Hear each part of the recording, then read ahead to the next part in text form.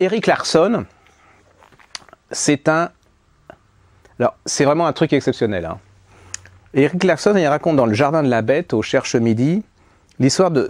tout est vrai hein, dans ce livre. C'est une sorte de biographie romancée. Je ne sais pas ce que c'est que ce livre, mais une fois que vous êtes dedans, vous êtes foutu. C'est l'histoire de... On est en 1933, c'est la première année où Hitler est au pouvoir en Allemagne. Et là est nommé un ambassadeur par Roosevelt. Alors cet ambassadeur, c'est un universitaire. Pour être honnête, il est là parce que Roosevelt n'a trouvé personne d'autre. Ce type, il est intelligent, gentil, mais lui, ce qui l'intéresse, c'est l'histoire du Mississippi. Il va se retrouver avec sa fille à Berlin en 1933 et il ne comprend rien. Et c'est un livre qui vous explique pourquoi les nazis ont quand même gagné en 1933, parce que là, on vous explique qu'en fait, les Américains en avaient, pour ainsi dire, rien à foutre de ce qui se passait sur les Juifs en 1933. Ce qui vraiment était leur obsession, c'est de récupérer l'argent que les Allemands leur devaient. Donc, le but de cet ambassadeur, c'était retrouver cet argent. Et cet ambassadeur, il voit rien, ou il veut rien voir, ou il veut... Et là, en plus, il a une fille, et cette fille, elle va s'acoquiner avec les chefs de la Gestapo, et c'est une histoire vraie, hein, c'est-à-dire que cette fille, elle va au fur et à mesure se rendre compte, tous ces gens vont se rendre compte ce que c'est que les nazis, ce que c'était les Allemands. Et vous allez voir comment aussi, une chose quand même incroyable, c'est que tout le milieu diplomatique et tous les Américains de sphère, y compris Roosevelt, étaient quand même relativement antisémites. C'est-à-dire que ça ne les gênait pas trop que les Allemands s'acharnent sur les Juifs. C'est un bouquin exceptionnel où vous vivez l'Allemagne, Berlin au quotidien. Ça va finir sur la fameuse nuit de cristal.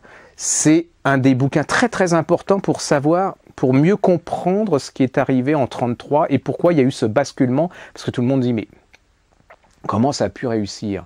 Déjà, pour une simple et bonne raison, c'est que tout le monde ne savait pas comment ça allait finir, dans cette horreur monstrueuse. Mais là, vous allez découvrir que la faute en est beaucoup, beaucoup aux Occidentaux et que le monde diplomatique allemand était, enfin américain et occidental, était très divisé et qu'il y avait cette espèce d'antisémitisme qui a quand même servi beaucoup Hitler. C'est exceptionnel, hein, je veux dire, Erik Larson, c'est exceptionnel. Mais attendez, parce qu'il y a des gens exceptionnels comme ça. Nous, on n'a pas de chance, on a Amélie Nothomb ou des gens comme ça qui ne font rien d'exceptionnel dans leur vie. Et puis vous avez ce type, il avait sorti un bouquin, voilà, ça c'était un polar, mais c'est pareil. Le diable dans la ville blanche, c'est sur quelque chose qui a vraiment existé. Et alors moi j'avais essayé de vous le vendre il y a quelques années et vous m'aviez pas suivi. C'est très très rare, mais alors là rien. Hein. C'était au Cherche Midi, je crois rien. Et pour moi, c'est un des grands romans policiers de l'année. C'est vraiment, enfin, de ces dernières années, c'est immense. C'est comme les éditions de Sonatine. Vous voyez, c'est ces grands trucs dont vous êtes tous, éditions Sonatine, c'est énorme et tout. Et ça, c'est aussi énorme. Alors, Le Diable dans la ville, on est à Chicago, ça va être l'exposition. On est au 19e siècle. Chicago, c'est la naissance d'une ville. Et voilà, c'est la naissance des États-Unis modernes. C'est pour Chicago, c'est voilà, ça se transforme complètement. C'est limite, ils veulent devenir la capitale des États-Unis. Vous avez les plus grands architectes qui sont là. Vous avez deux bouquins dans ce roman. Vous avez l'histoire de cet architecte qui va construire l'exposition, qui va complètement transformer Chicago envers et contre tout. Et puis vous avez l'histoire d'un type qui est médecin au départ, qui va devenir pharmacien. Alors franchement, comme vous l'aimez, gendre idéal, genre de la rue. Enfin, avant que... Bon. Vraiment propre sur lui, tchatcheur, enfin, le truc, voyez, vous en rêvez pour votre fille. Le problème, c'est que ce type va être le premier et l'un des plus grands serial killers des États-Unis.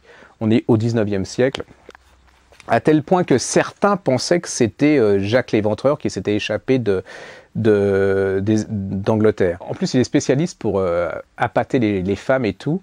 Il va appâter une pharmacienne, il va devenir riche à Chicago, et il va construire un hôtel. Et dans cet hôtel, c'est bizarre, il y a des couloirs qui ne mènent nulle part. Il y a beaucoup d'ouvriers qui aménagent cet hôtel, mais alors vous savez, ils se fractorisent, ils sectorisent les trucs. Les gens ne savent pas exactement ce qu'ils construisent, avec beaucoup de conduites de gaz et tout. Et là, vous allez voir que dedans cet hôtel, il y a des chambres pour torturer les femmes.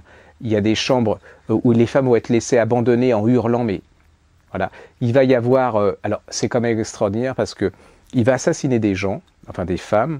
Il va prendre leurs squelettes et les squelettes, il va les vendre comme squelettes de démonstration aux médecins. Vous voyez le genre, le type déjà... et tout est vrai hein, dans cette histoire. Il va faire près de 200 morts apparemment. Il va être pendu, hein, il va être pris sans regret. sans aucun regret. Il va vendre ses reportages, enfin ses témoignages aux journaux à des prix extraordinaires. C'est vraiment le bouquin. Alors c'est à la fois, et vous allez voir ce que va devenir les États-Unis, parce que ce type c'est un peu un symbole de la violence américaine, et puis Chicago c'est un peu ce que vont devenir les grandes villes américaines avec ce qu'il y a de fascinant.